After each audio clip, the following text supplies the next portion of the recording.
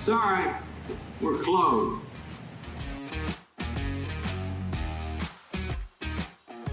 All right, guys, welcome back. Another episode. I have returned from my hiatus of New Jersey, and I have returned to the great state, the Garden State, and Hoboken. Back to Hoboken. Sean, happy to be back. Happy to have a roommate again? Yes and no. Yeah. There are some advantages, but it's always just nice to be by yourself. I don't know if anyone else feels that way, but I think it's a nice break, you know, like I don't think you just want something you want to live. Like when I lived in LA by myself, like it was kind of like lonely. Like I remember on like Friday nights, like not my roommates, but like my neighbors would like have parties and I would just be in there, but I would have nothing to do. Well, yeah, I always looked at it as like in baseball, like a little bit of a recharge of the old batteries, the social batteries. I'm a very social person, but it certainly can get tiresome when you're constantly having to entertain or feel like you have to be on, as they say. But anyway, moving on into a new segment, brand new segment, the one that's going to replace, for the time being, the question of the day, as I felt as though that was getting stale. A new segment called Pat's Corner. Now, as I put in the pre-show email, working name. You know, I don't really know I don't know that I love Pat's Corner. Actually, I know I don't love Pat's Corner, but certainly a working name. I'd like something better, but who knows? We'll figure it out. Regardless of the name, I was going on Unilad. You get those articles on Unilad? Unilad? I think that's what it's called. UNILAD. It's kind of like a bro Bible type of place. Okay. And so what's going to happen in Pat's Corner here, so people that are new to the segment, because everyone's new to the segment because it's the first time I've ever done it, I find these like interesting things that I like to read about. And this particular one popped up, and I was like, I think this would be a good segment on the show because it's something that I think people enjoy reading about because it's kind of like off-the-wall type stuff, kind of like that book we talked about that you're reading about, like the Egyptians and all that stuff, which I'm sure will be in Pat's Corner at some point because Sean just mentioned it pre-show, and I think it would be a delightful addition because that shit is wild. But Pat's Corner this week brings us to Bali. Bali. There is a random Boeing 737 in Bali, and no one knows how it got there. Very interesting. And to double down on that, you can't get to it. So I guess the government has roped it off or fenced it off. So you can't go directly to it. You can just kind of see above, like fly drones over top of it. And the running theory, obviously there's theories about why it's here. The running theory they have right now is that this wealthy businessman brought it to this particular site and wanted to convert it into a restaurant. That has not been confirmed, but that is the running theory among locals to the area that this is what was going to happen. On top of that theory, and I think probably why the theory exists, is because there is a second 737 in Bali, placed next to a Dunkin' Donuts, and supposedly that has been confirmed that was supposed to be turned into a restaurant, but neither of them been finalized. The second 737 you can visit. That is very much so available to the general public to be able to visit.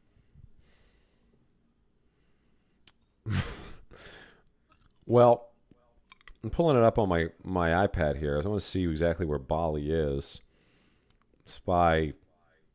It's closer to Australia, but it's in that like Thailand, Indonesia, Singapore area. I guess that doesn't make that much of a difference, but I just like wanted to know if it was like a super remote island, which it's not. I don't know. It is weird. It's weird that I would like to know how close it is to a city. You know, is it really in the middle of nowhere? It's hard to sneak a 747 anywhere. I'm trying to see this picture that you sent. Was that like up against? What is that like up against? There's like a cliff or a plateau of some sort. Yeah, I'm not 100% sure what it is, obviously, because I've never been there. Fun fact, just a little side note for all of you Red Sox fans. Former Red Sox prospect and big leaguer Ryan Kalish currently lives in Bali. Really? Yeah. Recently connected on DM via Twitter. Well, Me and Sean actually were quite friendly with Ryan because he played in Caguas with us down in Puerto Rico in 2015. And yeah, he's out in Bali. Bali. So he's been out there for a while. well, he's got to go. He's got to go always like a investigate. Zen guy. He's got to go investigate. That's true. We should go tell him to go investigate the plane. Just turn this into a massive conspiracy. Yes. So interesting though. It just how does a 737? That's like recent. Like it's not like it's been in the Egyptians' time where we're like, how do we get these stones this high up? This is recent. 737s are fairly recent. I don't know when the Wright brothers finally created the first airplane, but it wasn't a 737. And how does no one know how it got there? How has it not been confirmed how a 737 just shows up somewhere? I mean, you just got to imagine that, especially in these kind of, I don't know what kind of country this is, but you just got to imagine that it's not like technology's not the same. People aren't, it's not as monitored as it is here in the United States where you can, I mean, there are even places air traffic control makes it a little funky. Like, was it on the ground on the whole time? Because they would have to show up on air traffic control for everybody. I would see it if it was on air traffic control, unless it was a government plane. I want to see if I can find on my iPad exactly where in Bali it is. Is it in the rainforest or something? The other thing that's interesting, though, and I'm getting, I know Sean's big into airplanes and flight, so that's why he goes immediately to air traffic control and all these things. My thing is that in Bali, there wasn't like a newspaper article about this guy trying to make a restaurant out of 737s. I feel like that's newsworthy, and somehow there is no record of anything that has been done with this plane. Okay, so like if I was putting a 737, I know the United States is a little bit more advanced, but if I was putting a 737 somewhere in the United States, there would certainly be a news article about it. And if I was trying to turn it into a restaurant. Now, I don't understand how a country in the 737 era, when were 737s invented, Sean? Do you have any idea? I mean, it's pretty much the only thing you fly on, so it's been around for a long time. It's been around for a long time. But let's see here. 737s invented based off a Google search. The first flight of a 737 was April 9th, 1967. So let's say they're invented 2 years prior. There certainly has, in the 1960s, there were plenty of news stations and news outlets, media outlets, for this to have been covered in some capacity. Right. So it's just baffling to me how a 737 somehow ends up somewhere in Bali and somehow no one knew about it. Well, again, I mean, it is crazy to think about it as an American, but here in Bali, and I'm looking at it now, I'm like pulling up like where Raya Nusa, it's apparently near a highway where this thing is, and Raya Nusa Selatan Highway, and which leads me to believe that it could have just been on the. Yeah, it looks. If I'm reading this right, it's in like the populated area of not Indonesia, of Bali, like by the cities and everything. So while still weird, I think it makes it more. I think it makes it less weird because it could have just like been towed there or like on the highway. Like if it was like it looks like they're up in like the rainforests up here. Like if it was up there, I'd have questions. But down here, I think there's just more realistic, like doable possibilities. Very possible. Let's add another thing to the list here because I did some Googling while you were talking about the rainforest. Bali Post Media Group, BPMG. Okay. Apparently, it dominates the media industry out in Bali. Mm-hmm. The Indonesian media conglomerate founded by Ketut Nadha, or Nadha. He's a legend. Ketut Nadha. No clue if I'm pronouncing that right. I doubt he's ever going to hear this, so he's probably not going to be offended. It was founded in 1948, 20 years prior to a 737 being invented. So we have a legitimate media outlet that it dominates the Bali media, founded 20 years prior. Somehow they did not pick up on this story. I question the outlet. I question BPMG. I got to imagine if you go there, if you go to this place, if you go to Bali, you're not going to be blown away by the technology and the advancements of the community. I mean, that's my guess, that when you go out into the country, it's, maybe I saw that there's a Ritz-Carlton. I bet the beach area is nice. But I'm going to guess that it's not that dope in the other areas. So I think like tech is probably crappy. What's interesting to me is I'm continuing to look this up. It's hard to get a read on it. Okay. I'm trying, it kind of looks like it's like stuck in a ditch almost, which is weird. It's like kind of placed there. Yeah, it's like surrounded by like a big, like a medium-ish cliff, woods, and it's hard to tell, but it looks like on the other side of it, it's like completely surrounded, so you can't necessarily drive it into this thing. So here's a question. Let's have a little fun here, Sean. It's surrounded, but it is right next to a road. Right next to a road. So let's have a little fun here. Okay. If you were the one moving this aircraft, right, how do you get it there without causing some kind of ruckus? Because I would have to imagine if you're just going to tow it down the road, you can't just tow a 737 down the road. So, are you disassembling? Putting into the pieces? No. Get it into it. Because you can't just go down the Bali interstate with a 737 attached to your F-150. I think in countries like that, that's on the table. I mean, you think it's on the table to have your local semi be towing a 737, taking up all of the lanes right down the Bali interstate? Yeah, I think it's on the table. I think it would be crazy, but I think... So if it's crazy, how is it not being talked about?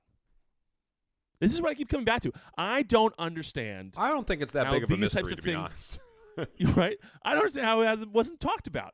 Like, if you're towing a 737, if you think it's on the table, and we're saying that was towed down the highway, not taken into pieces into a storage container and just kind of put back together over there. It was actually towed as is down the highway and into this little area. Somehow, no one thought it was that unusual to actually be talked about in whatever time period it was put there. It looks like an old 737. It's not one of the new ones. So it's certainly back in that 70s, 80s time period, probably. You're the aviation expert. I am the aviation expert, because if you look, the windows are a little bit bigger. They've shrunken those in today's date because of turbulence. So big problem. Big problem with windows and turbulence. So we know it's one of the older ones, but it's just again, I just don't understand how this wasn't talked about and how nothing was picked up. It just doesn't make sense to me how this is just a mystery 737. There are no other place in the world other mystery 737. Okay, let me ask you this. Okay. If you go on NBC News today, and you see an article that says plane, towed down highway in Bali, you clicking on that? Probably not, unless there's a video that entices me. I think it would have to be like shocking images emerge of plane, yes, driving down highway in Bali. I think it's like a non-story of it being towed down the highway.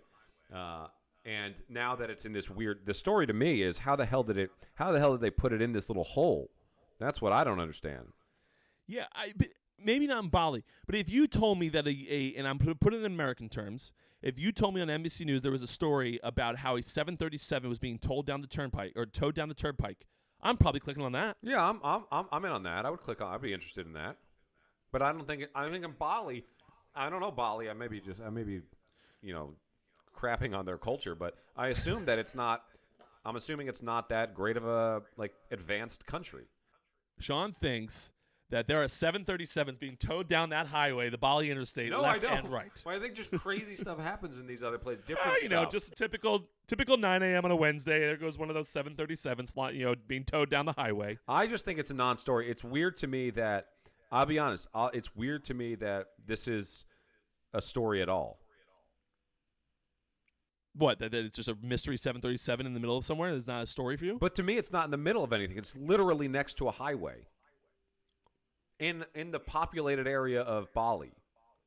Okay, you tell me another example of, other than the Bali 2, that you've seen this anywhere else that this wouldn't make a story.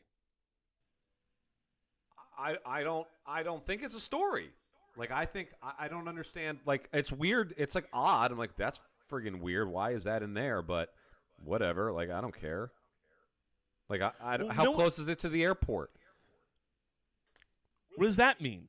Well, I don't know. Is it 150 miles away from any airport, or is it 30 miles? Or I personally, I just don't think it's that odd that this plane is sitting there. It's odd. Okay, so if it's not odd, give me another example of this happening.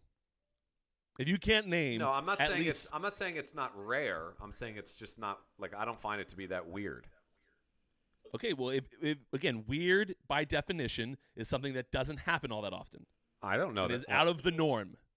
Name another example. Well, maybe then I'm just using the wrong word, but I am going to call you on weird definition. Okay, suggesting something supernatural, uncanny, a person's destiny. That's weird. That is weird. That is not what the definition of weird is. Regardless of that, if you're claiming that it's not odd or weird, then maybe you have it's to not have noteworthy. other examples. Noteworthy. I disagree with you that it's not noteworthy because, again, there is no other examples of this happening. Any other type of thing that happens as far as news are typically weird things that don't happen on an everyday basis, which I believe this is noteworthy. But we're not here to argue whether or not this belongs in the news. What we're here to argue about is how it didn't get in the news. But I guess that basis of your question is that it should never be in the news anyway. Yeah, I mean, it's like a whatever. Okay, look at this weird plane. How did it get there? I don't know. Coming up at 6, Jim, we'll talk about how the Knicks suck. That's what it is to me. Well, great. That's fantastic. Anywho, moving on from that, Sean, always insightful. Moving on from Pat's Corner, ad read here, folks. Sorry, we're closed. Brought to you by my friends over at WynnBET. WynnBET is bringing the excitement of Wynn Las Vegas to online sports betting. Whether you're a recreational player or a serious handicapper, WynnBET is your ticket to every exciting wager, from straight bets to parlays, teasers, and any exotic proposition wager you can dream up. Sign up today and use promo code XSWC1, and after placing your first $100 wager, you will receive $100 to bet with. There is also a $50 casino bonus for those in New Jersey and Michigan as a first-time player. Again, the promo code is XSWC1. There's no better way to enjoy sports than with some extra winnings in your pocket to use for all your favorite bets. Betting is a team sport. Join the WynnBET family and WynnBET team and bet with the best. Offer subject to change. Terms and conditions at WynnBET.com. Must be 21 or older to participate. Only available in Arizona, Colorado, Indiana, Louisiana, Michigan, New Jersey, New York, Tennessee, and Virginia. That was probably my worst ad read to date. But let's talk some baseball. As we always do at this time, let's talk some baseball. BPMG over in Bali not covering the Red Sox or Yankees, but also not covering anything in Bali. So that's fun. Do your job. Major League Baseball standings, Sean. Let's start with Red Sox and Yankees as we always do. Yeah, Red Sox, I talk about them on the other podcast. There's not much to talk about here at the Red Sox. They have been atrocious. They do exactly what you don't expect. They'll go and take 2 out of 3 from the Houston Astros, and then they'll lose 3 out of 4 from the Kansas City Royals. So who the fuck knows what they're doing over in Boston? Just kind of all over the place. The most inconsistent team that I've seen in a long time now, in dead last of the American League East. 3.5 games back from the Baltimore Orioles. Just not good baseball. Just not good baseball. We got Jarren Duran, the center fielder for the Red Sox, yelling at fans in Kansas City because he couldn't catch a fly ball. Also not great. Not a good look for our center fielder of the future. And other than that, I don't want to talk about the Red Sox. They suck. So They let's got rid move of on to the Jackie Yankees. Bradley Jr. What the hell? He doesn't hit at all, but at least he played defense. Yeah, I don't know. They just suck, man. They're just an inconsistent team with a bunch of injuries, with no ability to get out of the inconsistency. So the bigger story in the Red Sox Yankees world, one, the Red Sox and Yankees do play each other this weekend. That I'm all not that all that excited for, but the Yankees have been pretty fucking abysmal since the trade deadline. They are like 6-11, like tied for like 25th worst record in baseball since the deadline or something like that. Yeah, just like not good. Good news for them is they are still the best division in the American League, but not anywhere near. Well, I guess they're close, but they're like 4 games from the best. They've gone from league. being like a historically great team to a normally good team. I mean, they're going through a tough stretch right now. I think that, I low key was calling this the whole time. Like the All-Star break is going to be the thing that really is going to disrupt their momentum.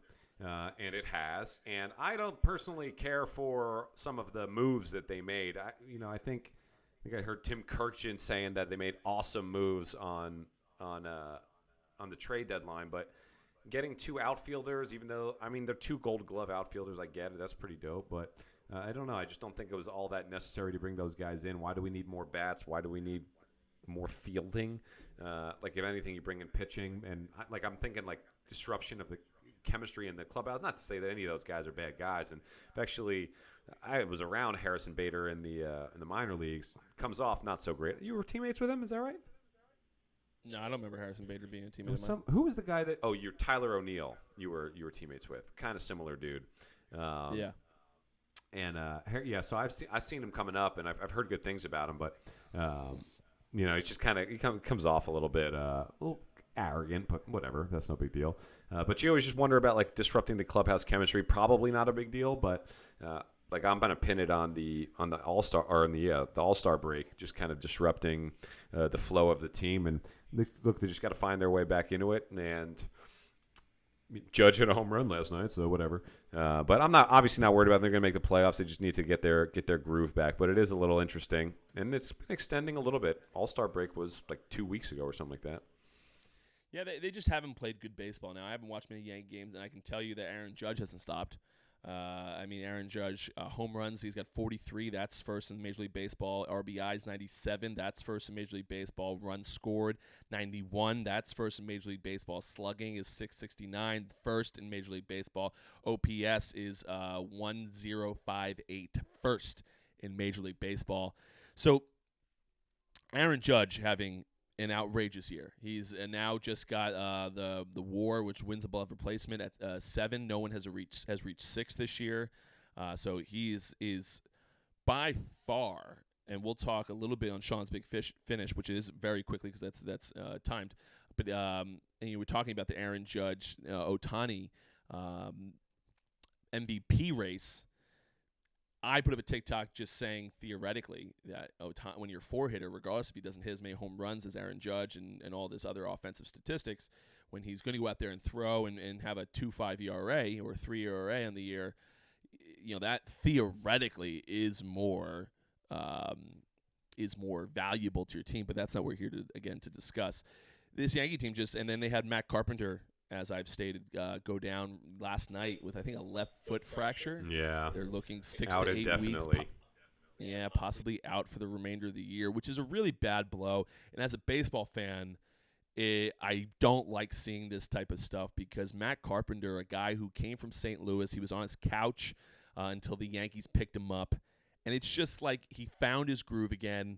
He kindly got going again and was huge for this team. I mentioned him when I went and watched the Yankees when I saw them against the Sox, where you go through that lineup of Anthony Rizzo, Aaron Judge, Giancarlo Stanton, and you feel like you finally got a break, and boom, it's Matt Carpenter hitting, nukes, like absolute nukes out there. It's just a really difficult lineup to go through. So I hate to see a guy like Matt Carpenter go down because it's good for baseball. It's good for a guy that, you've had, a storied career over in St. Louis, and to see him kind of get hurt, you just don't want to see that in baseball. Yeah, but he was. I'll give you that. I agree. You never want to look at a guy like that and see him go down. But he's done such a good job with. He's had a resurgence. He's probably on a 1-year deal with the Yankees, and he's going to sign a contract next year if he wants one, and it'll be a hefty one, I'm sure. So it's still good for him. It sucks because he was on such a tear, but I think looking at the bigger picture, it's still pretty dope for him that he was able to get his groove back. How Stella got her groove back. Certainly. As far as a deal next year is concerned, he is 36 years old, so he is getting a little bit up there in age. I'd probably say at the very least a solid 1-year deal with someone. Maybe be able to get a second year and like a team option, just to try to get him something. Because again, you can't give him more than 2 years probably because he's pushing 40 at that point. So he's had a great year. He's certainly going to be in Major League Baseball next year as long as he can stay healthy, and he's earned that after this Yankee year. He might even be signed by the Yankees again based off of team chemistry and how well he's done. He was averaging a home run for every 8 at-bats. That's unbelievable. Yeah. I mean, like I said, although he struggled, and that's why he was on his couch, this type of lineup in New York is so good for him because, like I just said, as a pitcher, you've finally gotten through Rizzo. Then you go to see Judge. Then you see Stanton. You finally get through these guys. I almost compare it to the Masters and Augusta, Amen's corner. Like you finally get through this rigorous lineup, and then you're left with this guy. You got to give him pitches. Please, I need you to try to get out. And you get these great pitches because pitchers need to work through these lineups because those guys are going to see a lot of pitches because you're careful with them. You can't be careful with Matt Carpenter. You got to go after him, and he's taking advantage of it. So, he's a great fit for this lineup. I could see the Yankees, approaching him in the offseason, trying to re-sign him for another year because, you put him in a Miami Marlins lineup. Now you can be careful with this guy who's been hitting well rather than the Yankees. No matter how well he's hitting, you have to feed him fastballs and you have to go after him because you can't afford to put him on base by your own mistakes and walk him, or just be careful with him and go 3-0 or 2-0, 2-1, 3-1, and give him meatballs because you can't afford to go back to that top of the lineup with guys on base from the bottom of the lineup. You just can't afford to and think you have a realistic chance of beating this Yankee team right now. So although the Yankees have not been good the past couple weeks, we certainly expect them to turn it around based off how they've played throughout the year. I mean, they're still 71-39. They are a full game up on the Houston Astros as far as the best team in the American League, which goes to show you just how good they've been, as far as this year is concerned, to have this bad of a second half so far, which is a few weeks, like you said, Sean. It's not been a week since the deadline or the All-Star break. So to have this bad of a couple weeks and still be the best team in the American League shows just how good of a first half this team had. But moving on to look around the league, American League East, as we just touched on, the Yankees having a historically bad second half. Still 10.5 games up in the American League East. So they're not going anywhere anytime soon. They pretty much have this one wrapped up. American League Central, let's just a little bit more dive into the East with the Blue Jays and the Rays and the Orioles all fighting, all close to each other. 10.5 back from the Yankees, the Rays, a game and a half back from the Blue Jays, and the Orioles a game and a half back from the Rays, 3 games up back from the Blue Jays. So they're actually all contending. The Red Sox need to figure it the fuck out. They even have any type of chance to think about this. AL Central, it's a dogfight, an absolute dogfight for the Central. The Twins are 1 game up on the Guardians and 2 games up on the White Sox. Everyone else not in contention. The Royals 13.5 back. The Tigers 15 games back. So that certainly an absolute battle. And we'll look at the wild card here in a second. But all 3 of those teams, whoever doesn't win that Central, certainly in contention for a wild card spot, but in another dogfight because the Blue Jays are 3 games up on the Twins, who are in first place of the Central. So you're certainly going to be a difficult road ahead for whoever doesn't win that division. And then the AL West, you have the Astros. Yeah, it has that division in hand. 11.5 games up on a red hot Mariners. Not so red hot recently, but over the past 2 months, you certainly can say one of the better teams in baseball. Now at 59 and 52, the Mariners. So they're looking as well as a dogfight for this wild card spot in the American League. But the Mariners, part of my next segment, a team that we believe could make a little run here if they continue to play as well as they have in the last 2 months. Going over to the National League, the Mets, red hot, 8-2 in their last 10, 7 games on the Braves now. 7 games. Wow, they came back. The Braves were on their heels for a little bit. Yeah, the Braves were certainly chipping away and had moved up. I think only to a 2 games back or so. And now the Mets have played the Braves recently. I don't know how many games they took, but seemingly they took a good amount. The Mets just, Edwin Diaz. Have you seen, Sean? Have you seen that? We're going to talk about it a little bit later, but have you seen? So Sean has seen it. I'm saying, I saw Pat McAfee talk about that. So interesting. When Patrick when he was playing, you'll remember this. I said that the best possible walk-up that you could have would be the Macarena. And the reason I said that was because it's got a really cool start to it. Like dun, dun, dun, dun, dun, dun, and it's very recognizable. Everybody knows it. It's like everybody knows the Macarena. Like people would get up and literally start dancing. But it all rested on the fact you better be good because you can't run out there. You can't run out there to the Macarena and get absolutely toasted. And I saw Pat McAfee saying the same thing about the trumpets, where it's like, dude, you're coming out there and he walks and he perfectly times his exit from the bullpen, and he gives that little shoulder shrug when he walks out there, and the friggin' Mr. Met is playing the trumpet. It is awesome.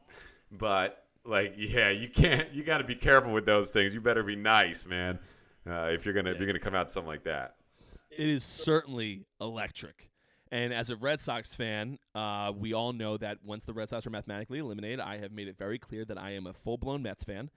And, it is electric in Queens right now when he comes out. He's borderline striking out the side every time out. He has been unbelievable.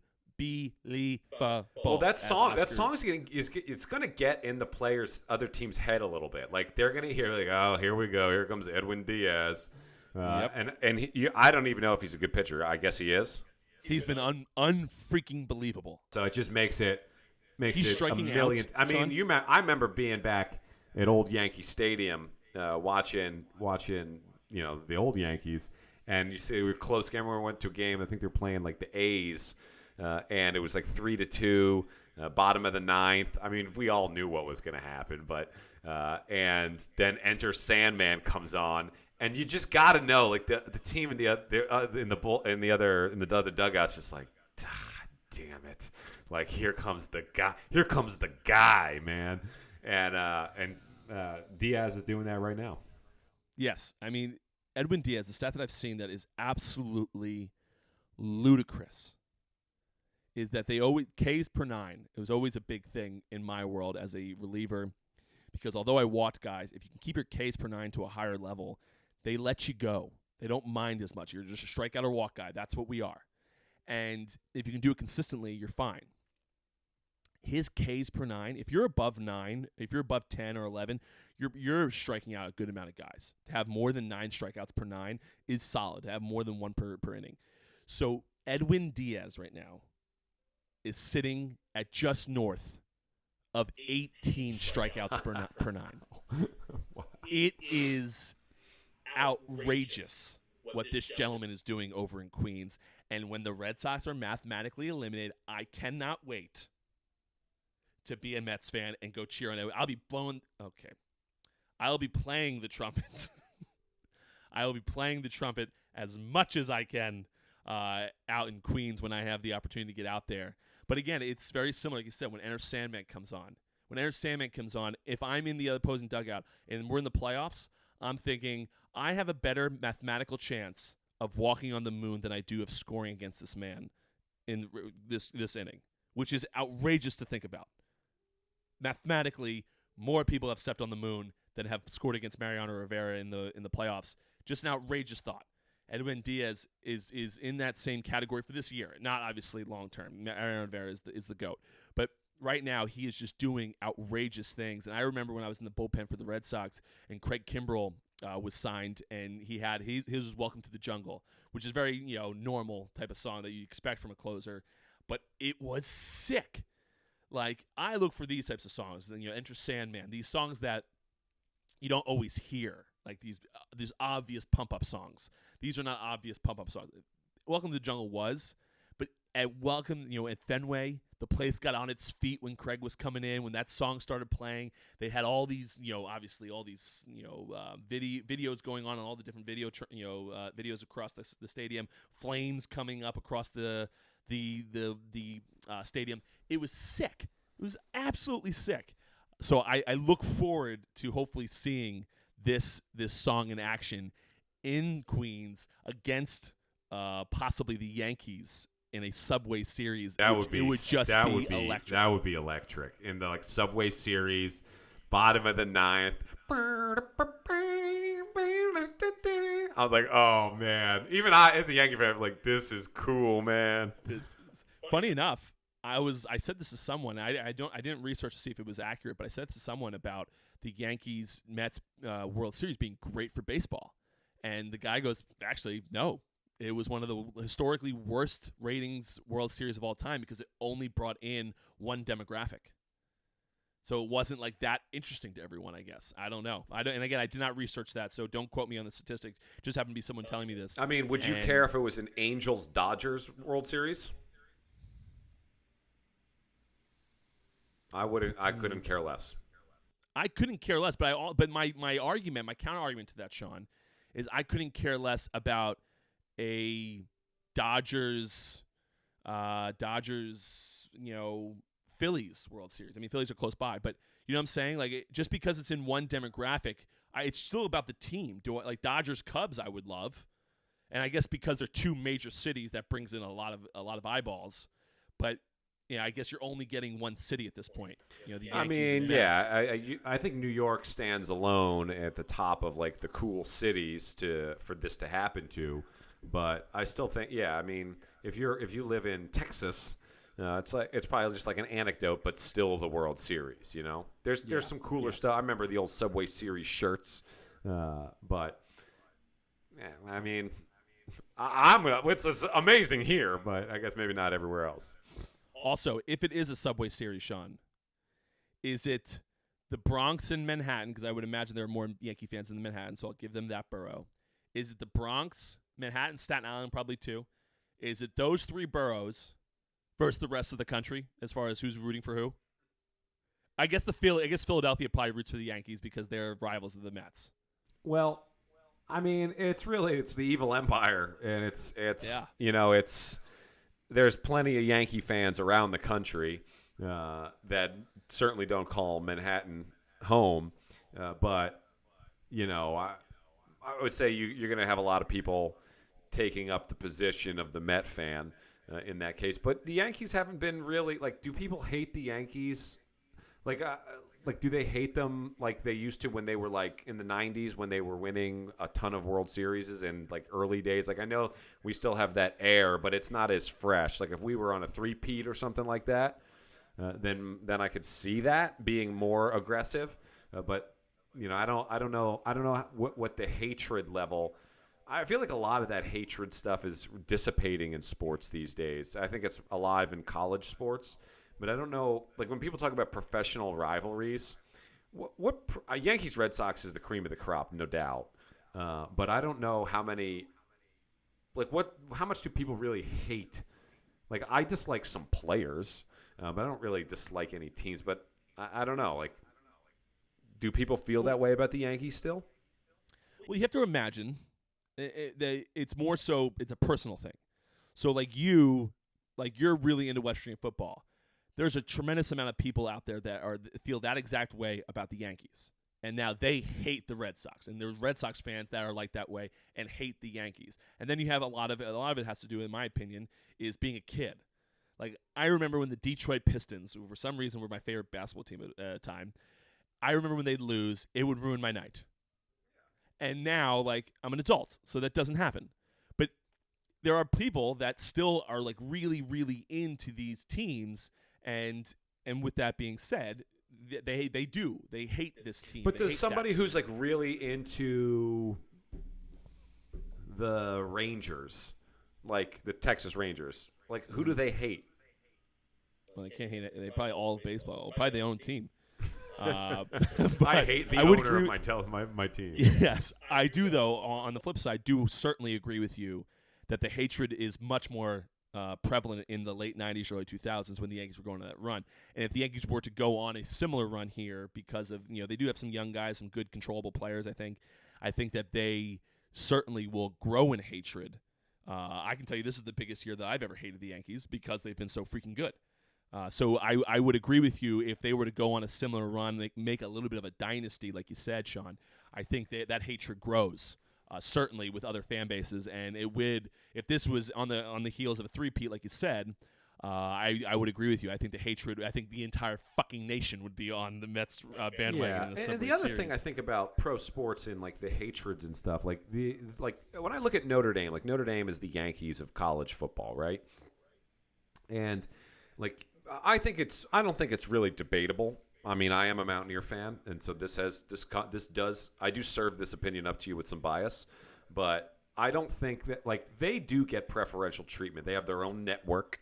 They get like special treatment for bowl games and stuff like that. And like it's really easy to hate Notre Dame for reasons like that, especially as like an underdog team who's like under-respected, undervalued. Like I'm like, look at these guys, But the Yankees, like I watch SportsCenter, and the Yankees are a piece of it, But so are the Royals, so are the Mariners, so is every other team. They're all a piece of it. The Yankees are getting more because they're a really good team this year. But I don't feel like, and then like with TV contracts, and I don't think the setup is as there for somebody to hate. Like I'm an unrespected team, and I think with media, these smaller markets have propped themselves up to be sort of like pseudo big markets because everybody does get that exposure now. So like whereas in the 90s, 80s, 70s, it was like Yankees are the only team that gets shown on television, and we only get to see the Royals when they're playing the Yankees. Like back in the day when WVU wasn't on TV all the time, we'd be on when we were playing Notre Dame, when we played Miami, when we played Virginia Tech. When we go out to Boston College, we may not get that game, right? So I think that like with the birth of and like the growth of media, it has dissipated that. Whereas in college sports, there still is some, there's still some favoritism that can be pretty clear. I think Penn State gets the same favoritism, although I certainly serve all of this up with blue and gold coming out of my blood. I agree with you, though. The thing with college football is that when you're picking bowl games, is the selection committee on the bowl gets to pick what teams they want. And if I'm a businessman and I want the best ratings, I'm going to go pick Notre Dame over I'm picking West Virginia. And I would do the same thing, but exactly. But in baseball, you just don't have that. Major League Baseball doesn't get to say, well, I know you had a great year, Diamondbacks, but we're going to go to the Dodgers because they're going to bring in way better ratings for the playoffs this year, so they're the number one seed. True. You don't get to do that in baseball. So, yeah, I agree with you. It is certainly much more prevalent in college football because of that outside factor of being able to select people that you think are better for business, right, where you just can't do that in baseball or at a pro sport level, which, is probably, or not probably, it's definitely good and definitely serves as less hatred for probably these bigger teams and the bigger market teams. But whether it's a small market team or a big market team, WynnBET is bringing the excitement of Wynn Las Vegas to online sports betting and casino play. Get in all your favorite teams, players, and sports, from boosted parlays to live in-game odds on every major sport. They have what you need to win. Sign up today and use promo code XSWC1. And after placing your first $100 wager, you will receive $100 to bet with. There is also a $50 casino bonus for those down in New Jersey and Michigan as a first-time player. Again, promo code XSWC1. Offer subject to change. Terms and conditions at WynnBET.com. Must be 20 or older to participate. Only available in Arizona, Colorado, Indiana, Louisiana, Michigan, New York, New Jersey, Tennessee, and Virginia. Speaking of WynnBET, Sean, our next segment, we will run through. We have three here on the list as far as WynnBET odds that I believe are worth mentioning as far as you gamblers out there that might want to put some money on, it's 3 future picks, just so you know, all futures, which I believe I like to do futures a little bit better because they're a little bit more, broad. Like I have, a couple of these picks, and we'll go over them. There's, tomorrow, if they lose tomorrow, if this team were to lose tomorrow, etc., it's not the end of my bet. I can go over a course of time here that allows us to kind of have a little bit more fun for an extended period of time. So we have 3 picks here. The first one of a futures pick we've already mentioned on the pod is the West Virginia Mountaineers, favorite team of the podcast, both hosts, over under 5.5 wins for the season. Now, Sean, you went in at length last podcast about how this, if they were to win 5.5 or below, it would be a fireable offense, possibly, for Neil Brown, the head coach of the Mountaineers. On top of that, you also look at the odds. They are favored. Obviously, it's more likely. So I forget if it's minus 120 or something like that. They are more likely to win over this amount. That's where the odds are. The line is at. If you're sitting there right now as a West Virginia Mountaineer or a West Virginia Mountaineer fan, you can't be a Mountaineer and gamble. But if you're a West Virginia Mountaineer fan, as you are, Sean, you're taking, I assume, the over here with the West Virginia Mountaineers, even though you don't make as much money on this bet. You just don't see any way possible this team loses under 5.5 games. I'm going through the schedule right now, and the only game that I'm looking at as like, all right, that's a bear, is Oklahoma. And as I scroll through the schedule, I mean, here's the deal. Like, so much of this is going to rely on the health of JT Daniels and how well he actually is. I mean, you can remember times, when Austin Kendall was added to our roster. We were all excited, former 4-star commit from Oklahoma, and he was garbage. So, sorry, Austin, but he was terrible. And same thing happened. Daggy came in. He was trash, dude. That guy sucked. So that was bad. But then flip side, you get a guy like Will Greer who came in and he was heralded and he freaking was the man. So I don't think this guy's coming in with that same level of prospectus. But all we need, we've watched the games, right? Like every single game minus 1 or 2 in the year has been winnable. If you watch the games over Neil Brown's tenure, even when we were completely overmatched, we were a solid offense away from really being in these games and winning some of them. Our quarterback was literally just incapable of hitting anybody, doing anything downfield, and we were just handicapped for the last 3 years. And with a decent quarterback coming in, I think Goose Crowder, our backup quarterback, who we have yet to determine what the order and the depth chart's going to be. I think he's probably our number 2 option. I think he can sling it too. I think that, if JT Daniels can stay healthy, we will have a solid quarterback who is capable of running an offense in the Big 12 at a high level with an offensive coordinator he knows, with a new offensive coordinator. And I'm looking at every game on the schedule right now as winnable. And you will say that Oklahoma we're going to need some help on that one. But I think every single game on the schedule, Oklahoma State should be down this year. Well, hold on. I'll go through the schedule real quick, Sean. Okay. And let's call out games that you are 90% and above. We're assuming health. We can't predict injuries. So assuming health, let's go through there are we can't say surefire wins, but pretty close. All right. So I think Pitt we're looking at a 50-50. I think Kansas at home opener, 6 p.m. night game in Morgantown. I feel good about that one. That's one. Towson, I like that. I like that matchup. I like that one too. Towson. On the road at Virginia Tech night game, Lane Stadium. I'm going to toss that. That's a toss-up. Then we're going to travel out to Texas. We've historically been incredible against Texas, but I'm going to say it's a winnable game. Baylor's a challenge. Texas Tech, winnable. TCU, we should win. Iowa State's going to be down this year. We should be in the hunt for that one. Oklahoma, it's going to be a grind. Kansas State, we should win, and Oklahoma State is down this year. So we really only have 2 games that we are 90%. We have a bunch of, like, let's say 70%ers where we should win these ball games. Yeah, I would We say. don't- I mean, yeah, you're looking at TCU is probably the best in conference one that we should get. Kansas State's probably right after that. Iowa State's going to has lost all their guys this year. Texas Tech, I don't know if they're going to be any good, but I know they're getting insane recruits. Baylor's always good. Texas, we beat Texas all the time. So I mean, yeah, but it's classic Big 12. You know, we're mid to upper level Big 12 team, and most of the games are going to be toss-ups. You're not going to feel super comfortable going into any of them, but they're games that you have a very real possibility of winning, and that's what you're looking for when you go into these games. No doubt. So, but the odds, although we feel comfortable about them, we should win more than these games. You never know, and that's why the odds are the way they are. This is why Vegas wins a lot. But interestingly enough, we'll have some fun. The next couple things are another future picks, but we're staying in baseball. The first one is plus 600 for the Mets to win the World Series. Now, I like this futures pick. It's a good. I mean, as far as odds are concerned, you're winning 600. You know, whatever. You got plus 600. I don't really know how that works, but you got 600 plus 600 for the Mets.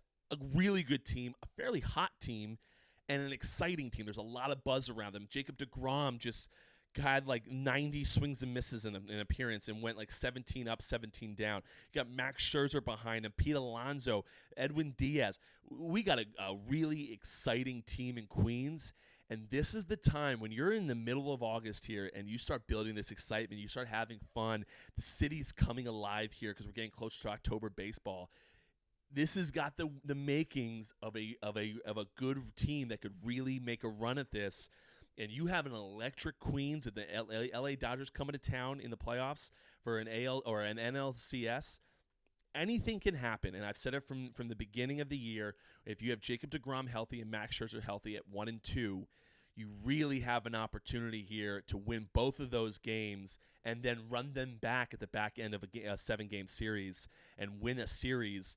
You're gonna have some fun here in Queens, and I like these odds plus 600 for the Mets to win the World Series. It's, in my opinion, I think it's worth throwing some money down for the Mets to win this. And I know some Mets fans out there. I know AC's listening to this. I'm sure he's got some money down the Mets to win right now. But certainly, I think a good opportunity here as they continue to get on a roll. I think these odds diminish come September as they continue. I think they're going to be hot fairly. They've been very consistent all year. I think they have a chance to be hot the rest of the year. And if they end up taking that 1 seed in the National League, you're going to see these odds diminish. And I think it's a possibility. This Dodgers team's good, but they have a much tougher division. And I know divisional races usually happen in September. They play a lot of the same teams in the division.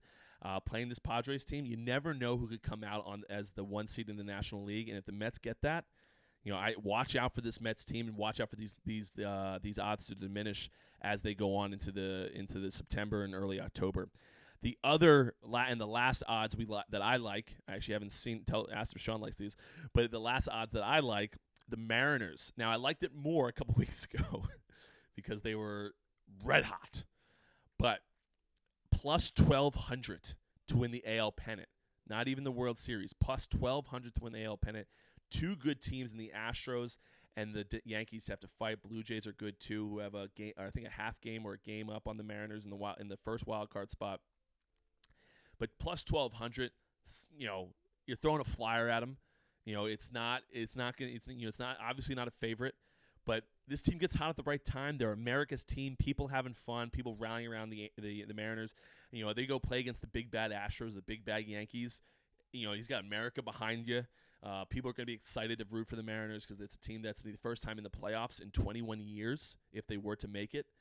A lot of people are going to be talking about that, and a lot of people are going to be behind them. Plus 1,200, might as well throw a flyer on them and see if they can't win the pennant in the AL and get hot at the right time. Because as you know, Sean, in all playoffs, with maybe the exception of the NFL, with all playoffs, it's who gets hot at the right time.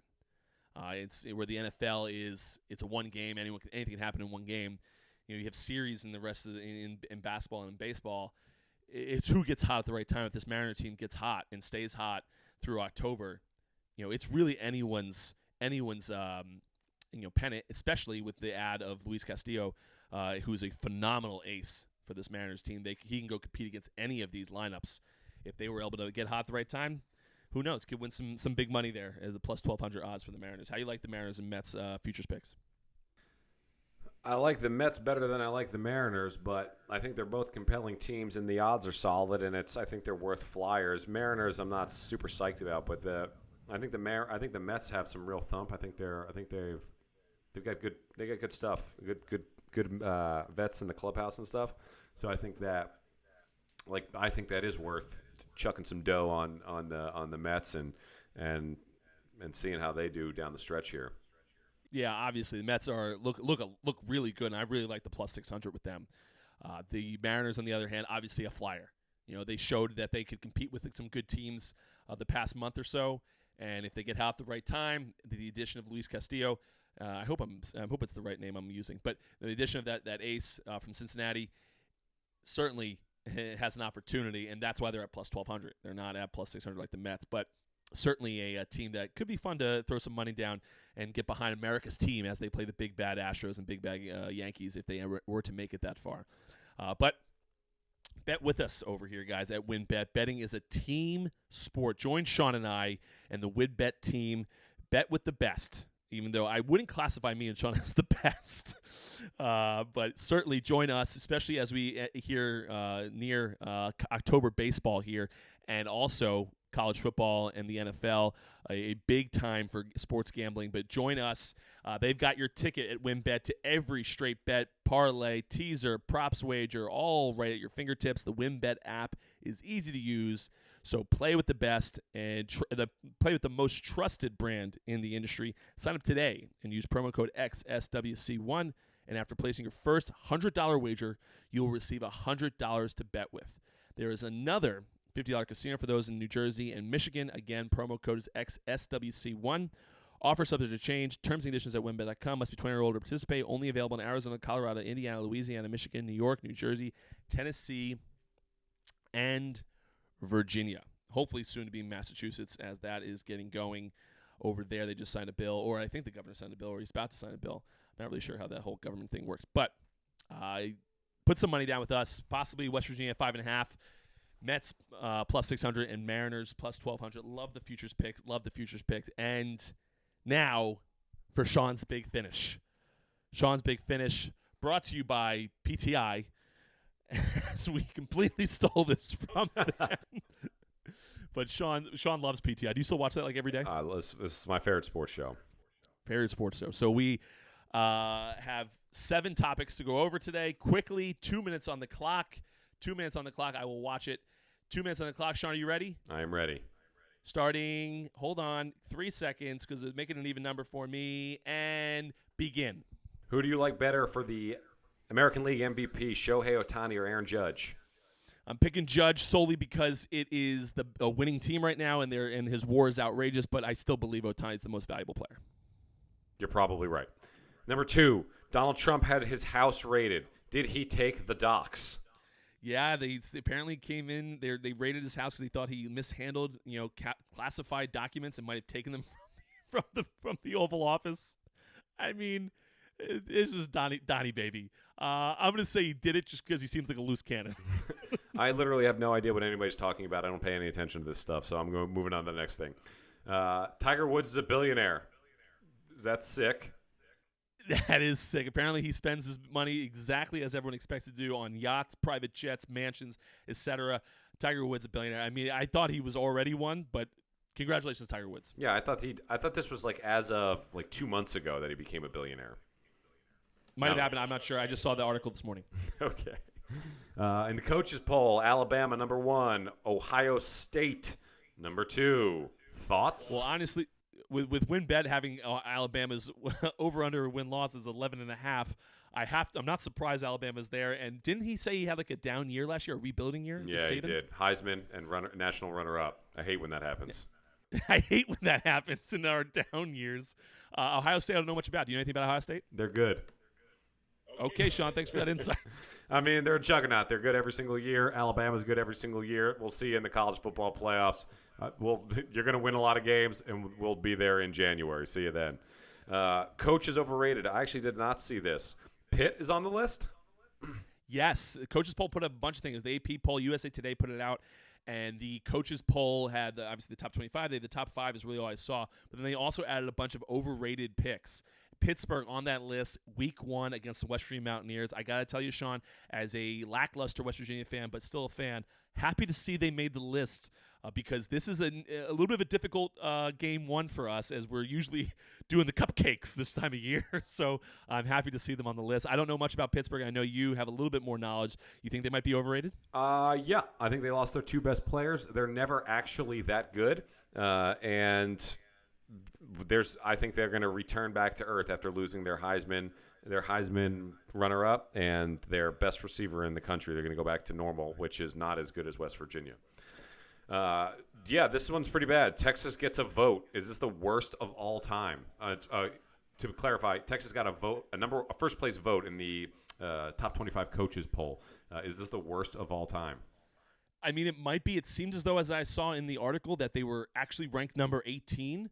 So I'm not 100% sure who's voting for Texas to be number 1 in the coaches poll, as they have ranked at number 18. But from what I can gather from the knowledge that I have in college football rankings, this is the worst of all time. I can't say for sure. I doubt it's the worst of all time. This happens from time to time. I don't have a particular example, but I've seen this exact thing pop up every once in a while. There is a note: Steve Sarkisian, coach of Texas, does not get a vote. So before you think it's him, it's not. But this happens from time to time where a team just gets a random first-place vote and it picks up news. Number 7, last on the list in this super good 2 minutes that we're sticking to. R.I.P. Olivia Newton-John. She was 73.